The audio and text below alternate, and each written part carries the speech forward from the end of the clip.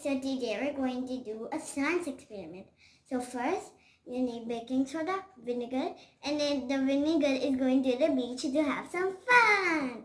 And you need a bottle and balloon and a funnel inside the balloon. So let's do it. You have to do it very carefully.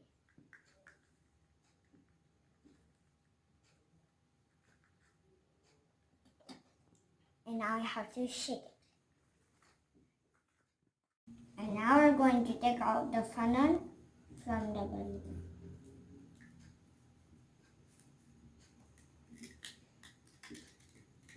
And now we're going to put the vinegar in.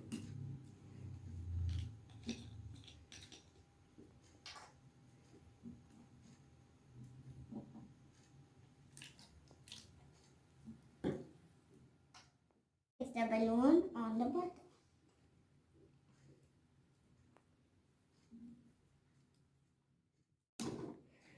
So the balloon is fixed. Now I'll make it straight.